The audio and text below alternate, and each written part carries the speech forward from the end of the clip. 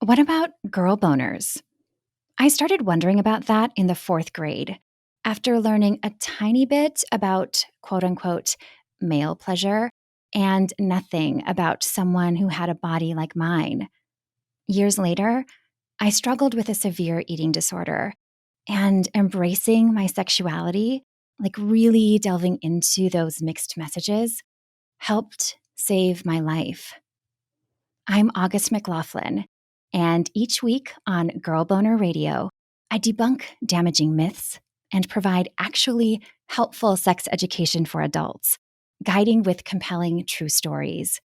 I have featured celebrities like Margaret Cho, Nadia Bolz-Weber, and Amy Brenneman. And oh my gosh, it was like, an unclenching and a warm bath and like all this and Yeah. a release and, all this stuff. And I was like, wow, like our spirituality and our sexuality are in conversation with each other. They flow back and forth. And yet, so much of religion tries to make this huge steel wall between the two. And lesser known folks who prefer to remain anonymous. I remember during the orgasm moment thinking, oh my gosh, this feels the same. It feels like it's just my partner and it's amazing. So I'm getting to feel these curves that weren't there before. And it was a really great new sensation. Right as I'm coming down from the climax, I remember thinking that was like the best orgasm of my life.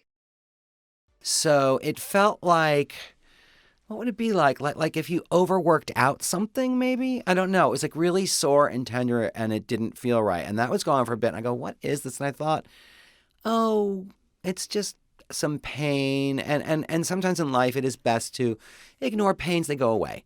Only they didn't go away. That was playwright, author, and actor Don Cummings.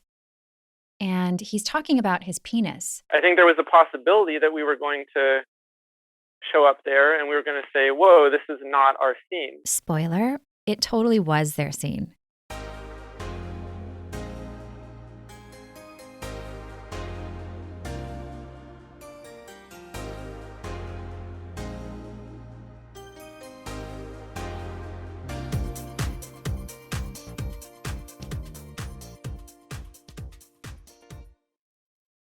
But yeah, once we got through the check-in process and the coat check-in and everything like that, I started to ease into it a bit, and we had a bit of wine, and that kind of helped calm my nerves, and I was able to relax a bit and actually enjoy just being in a space with people that felt the same way in a sense, some nervousness, some anxiousness, but also a sense of excitement to be at a party that was very sexy and open-minded and very low pressure. A lot of hesitations that both Mike and I have heard was like, oh, I'm not ready, or I'm very shy, and that's a bit much for me. And it was definitely a bit much for me, a soft-spoken lady.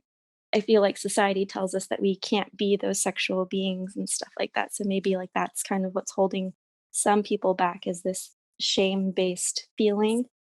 But yeah, you just kind of sometimes got to rip the band-aid off and push yourself a little bit and get your toes wet. You are the driver and you get to decide.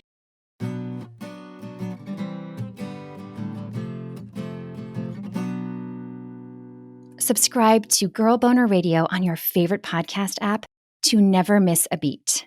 That's Girl Boner Radio, wherever you listen.